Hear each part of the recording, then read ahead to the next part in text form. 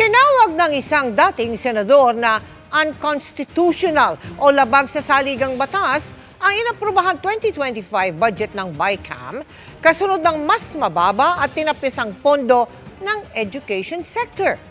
Lumalabas kasi na Department of Public Works and Highways o DPWH ang nakakuha ng highest budget priority na may mahigit 1.1 trillion pesos. Ang depensa ng ilang mambabatas sa pagtutok ni Jonathan Andal. Nang pagsamahin na sa Bicameral Conference Committee ang bersyon ng Kamara at Senado ng 2025 National Budget para isumite sa Pangulo, kasama sa mga ahensyang natapisan ng budget ang Department of Education, mahigit 11.5 billion pesos ang kinaltas, bagay na pinalagan ni Education Secretary Sani Angara. Ang nabawasan dyan specifically yung computerization program ng DepEd.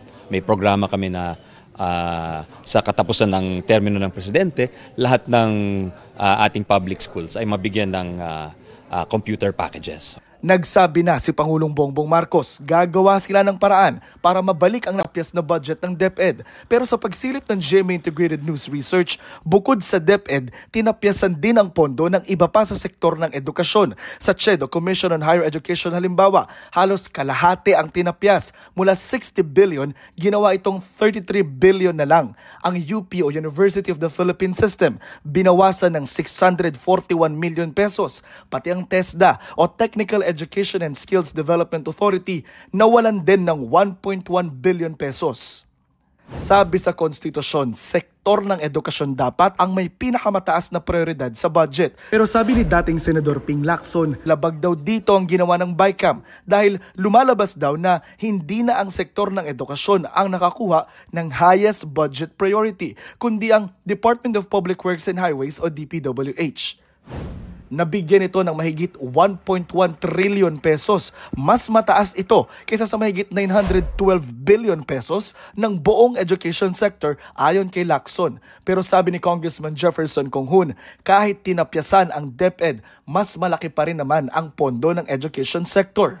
Pag pinagsama-sama mo kasi yung budget ng education, Department of Education, CHED, SUCs, TESDA, mas malaki pa rin ang budget ng nilalaan ng ating pamahalaan sa edukasyon, Kaya kailangan tignan natin ito in totality, kung ano yung binibigyan ng pondo ng ating gobyerno.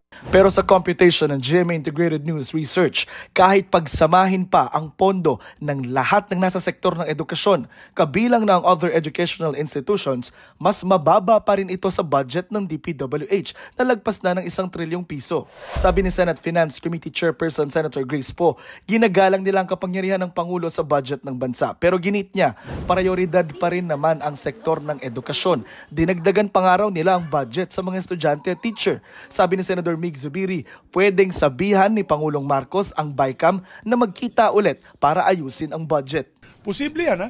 We did that for the Coco Levy Fund, we did that for the agriculturist, yung Anti-Smuggling Act na binalik po yung BICAM report para ayusin. Pwede naman mag-overtime para sa ating mga kababayan.